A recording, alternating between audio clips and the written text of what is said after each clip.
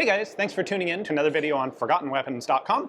I'm Ian McCollum, and I'm here today at the Glock booth at Enforce Tech 2024, where they have a version of the Glock that we are never going to see in the United States, I don't think, and that is the Glock 46. Now, for those of you who are thinking every Glock is just the exact same Glock, the 46 is the huge exception because this is Glock's rotating barrel pistol. They completely changed up from the standard Browning tilting barrel system, and they have a gun. I mean, for Glock, this is radically different. Different operating system. It's got a thing at the back, and it's got an extra switch on the side. So the rationale for this is that it was developed for German police trials. The German police, of course, back in the 70s, tested and approved the P5, P6, and P7, the HK, the SIG, and the Walther. Well, those pistols are all starting to get pretty old, and the different German states are each starting to replace their service pistols. So in 2017, Glock announced this. There are a number of differences between this and the regular, say, Glock 17 that they have to make in order to meet the technical requirements for German police pistols. So while each German state requisitions, purchases, does its own trials independently, they're all operating off the same technical requirements that are set by the federal German government. So, in particular, those include you have to be able to disassemble the pistol without pulling the trigger, which is a major thing that the Glock 17 can't do. There are technical restrictions on the trigger pull. There's a balance, a combination of trigger weight and trigger pull distance. And you have to have there's an algorithm. You have to have a combination of the two deemed safe. The regular Glock doesn't actually have a long enough trigger pull to meet those requirements. And then, interestingly, there's actually a limitation or a technical restriction on how quickly or how slowly the unlocking system can process. So it has to actually unlock more slowly than the Glock 17. Now, Glock looked at these requirements, and for reasons that are still a little bit murky to me, they decided to abandon the Browning system, go to a rotating barrel. There are plenty of other rotating barrel pistols in production and in use. Beretta has one, Grand Power has one, Steyr made one back in 1912. Austrians had a couple of other rotating barrel pistols before that. So it's a known system, and there are a number of claimed benefits to the rotating barrel. That it has less muzzle climb, and it tends to be more accurate.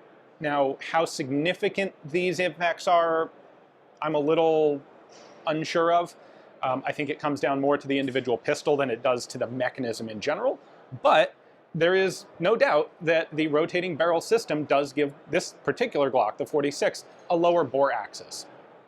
Well, one of the previous police pistols was the P7. That has a very low bore axis. It's possible one of the thought processes here, although Glock doesn't say that it was, it's possible one of the thought processes was let's bring a lower bore axis to try and better match the expectations of, for example, the Bavarian police who had been using the P7. Anyway, the gun was entered it was announced in 2017. It was entered thus far in 3 German police competitions. The first was, actually I think the first was Bavaria. The second was the Berlin police. Both of those they did not win. The third one was Saxon-Anhalt, and they did win that. So this is now a German-issued police pistol. We'll talk about what Saxony did with it and where it's going in a minute, but first, let me take it apart and show you the most different-y Glock of all the Glocks. All right, so we have Glock 46 right there.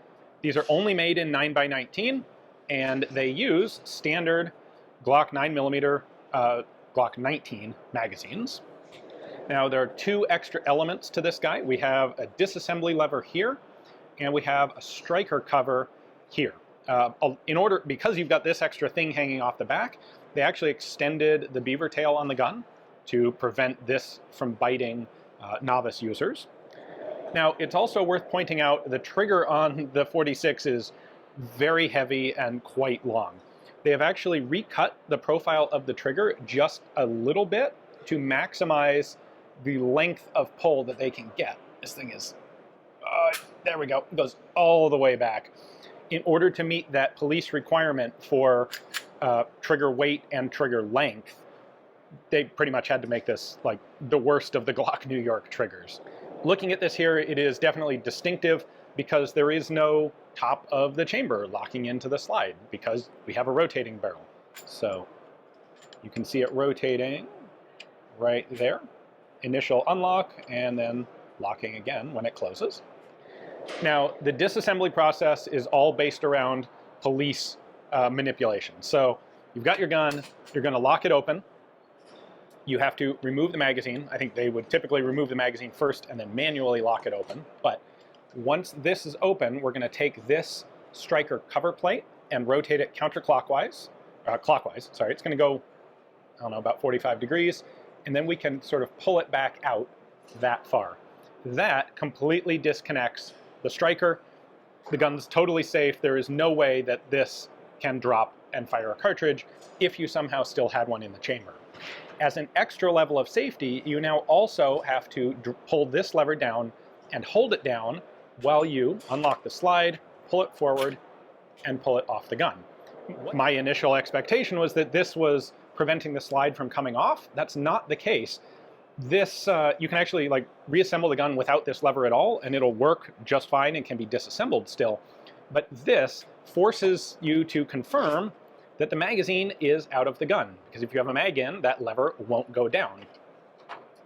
It also forces you to have the striker disconnected. So this is just like the dummy switch. Did you check all the boxes that you're supposed to? Yes? Well, then pull the lever down.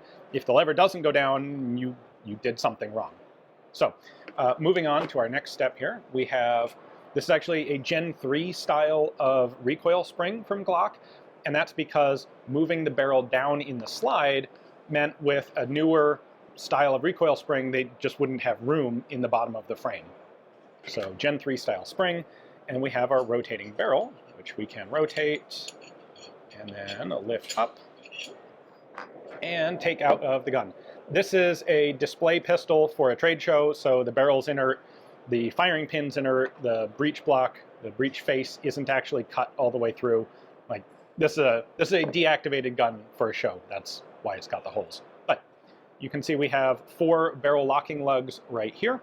Those lock into 4 matching lugs in the slide right there. And then this cam is going to run in this track right here. So the barrel starts in the locked position. As it rotates backward, as it slides backward with the slide, it's going to be forced to rotate as that lug rotates in the cam. That unlocks the barrel locking lugs.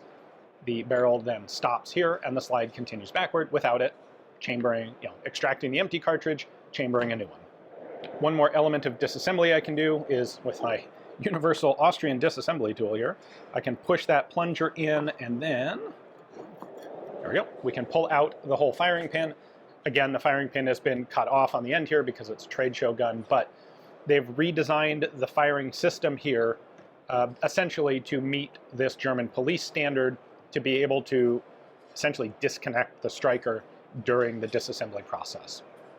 So most of the setup here is the same as a Glock 17 with the modifications, first off, for the rotating barrel, and secondly, for the special disassembly. So there you go. There is the Glock 46 completely field stripped. It's very simple, as one would expect from Glock, and pretty cool. The German state of Saxony-Anhalt has about 6,000 police officers. They purchased 8,600 Glock 46s to arm those guys. And by the way, this is for essentially the beat cops only. The police special units, like the SWAT teams, they're exempt from these technical requirements, I think basically just because they're expected to be more firearms proficient, and you don't have to incorporate quite all of these idiot-proof safety features for them. So they tend to use still all the regular Glocks, 17s and 26s, I believe. So that is so far the one police contract the Glock has won with the 46. This is a pistol that they are only offering for police contracts. And I think, well, they'd probably sell them to international police forces, but they're really aiming this at the German police market. They're not offering it for military contracts, and they're not offering it on the civilian market, either in Europe or in the United States, which is kind of interesting. I can certainly understand that tack in Europe. I think in the United States, they would sell a bunch of them just to people in the US who think it's different and therefore interesting and therefore will buy it. The American market has a lot more flexibility and sort of purchase on a whim opportunity for firearms than the European market does. So I think they could sell these in the US.